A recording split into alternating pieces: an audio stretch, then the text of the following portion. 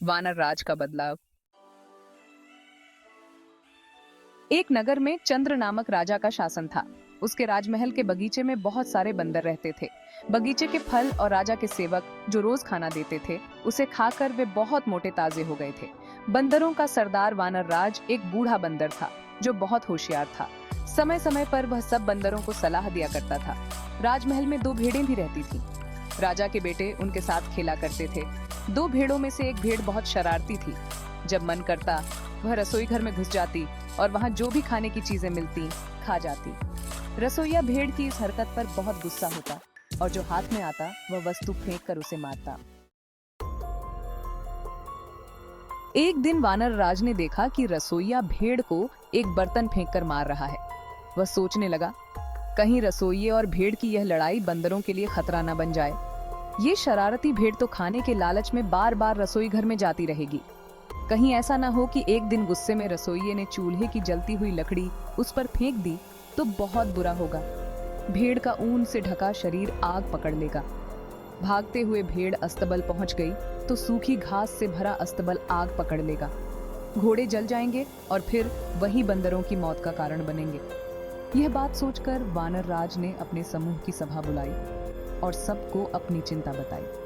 उसने सलाह दी कि इससे पहले कि रसोइये और भेड़ों की लड़ाई हमारे लिए जानलेवा हो जाए, हमें राजमहल छोड़ देना चाहिए, नहीं तो हमारा विनाश निश्चित है। लेकिन बंदरों ने उसकी बात नहीं मानी। उन्हें लगा कि उनका सरदार अब बूढ़ा हो चुका है और बेकार की बातें कर रहा है। वे राजमहल के खाने के आदी हो चुके थे, इसलिए राजमहल छोड़ने को तैयार नहीं हुए। लेकिन वानर राज तुरंत राजमहल छोड़कर चला गया। इधर एक दिन फिर शरारती भेड़ रसोई घर में घुस गई और वही हुआ जिसका डर बंदरों के सरदार को था। रसोइये को और कुछ नहीं मिला तो उसने जलती हुई लकड़ी का टुकड़ा उठाकर भेड़ पर फेंक दिया। भेड़ का शरीर जो ऊन से ढका हुआ था आग पकड़ने लगा। वह इधर उधर भागने लगी और अस्तबल में घुस गई। आग की लपट अस्तबल में रखी सूखी घास तक पहुंची और पूरा अस्तबल जलकर खाक हो गया। कई घोड़े जलकर मर गए, कई घायल हो गए। राजा को जब यह पता चला तो उसने वैद्य को बुलाया और उसे घोड़ों का इलाज करने का आदेश दिया। वैद्य ने घोड़ों के घाव देखे और बोला, इनके घावों को जल्दी ठीक करने का एक ही उपाय है, इन पर बंदरों की चर्बी लगानी पड़ेगी। राजा ने सैनिकों को आदेश दिया कि जो भी बंदर दिखे उसे मारकर उसकी चर्बी घोड़ों के इलाज के लिए लाई जाए। राजमहल के सारे बंदर मार दिए गए। जब वानर राज को यह बात पता चली तो वह बहुत दुखी हुआ। उसके मन में बदला लेने की आग जल उठी, लेकिन वह अकेला था। वह सोचने लगा कि कैसे वह राजा और उसके परिवार को भी खत्म कर दे, जैसे उसने उसके परिवार को किया है। एक दिन वह पानी पीने एक झील के पास गया। उस झील में सुंदर कमल खिले हुए थे। वानर राज ने देखा कि आदमियों और जानवरों के पैरों के निशान झील की ओर जाते हुए तो हैं, लेकिन वापस आते हुए नहीं हैं। वह समझ गया कि झील में जरूर कोई राक्षस रहता है जो झील में गए आदमियों और जानवरों को खा जाता है। उसने चालाकी दिखाते हुए कमल के तने से पानी पी लिया। जब झील में रहने वाले राक्षस ने यह देखा तो वह झील से बाहर आ गया।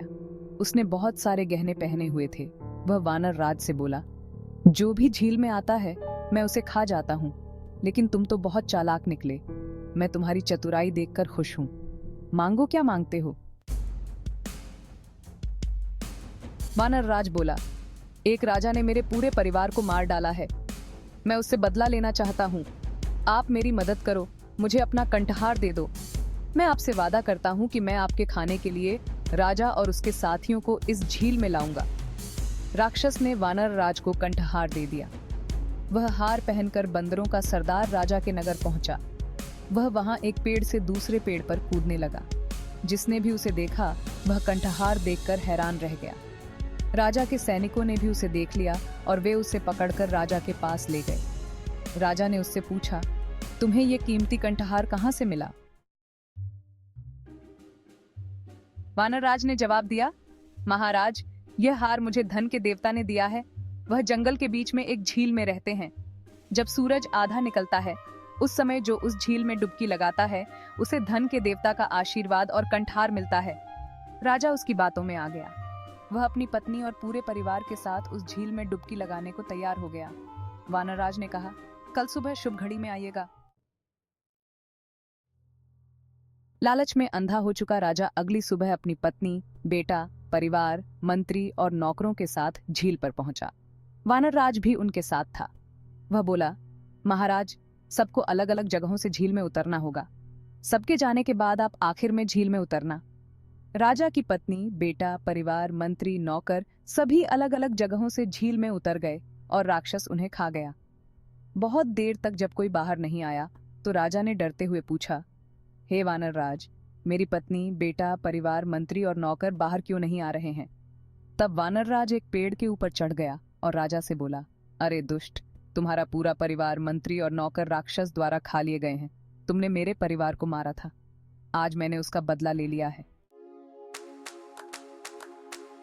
मोराल, बुरा करोगे तो बुरा होगा। ऐसी ही कहानी के लिए सब्सक्राइब कर लीजिए।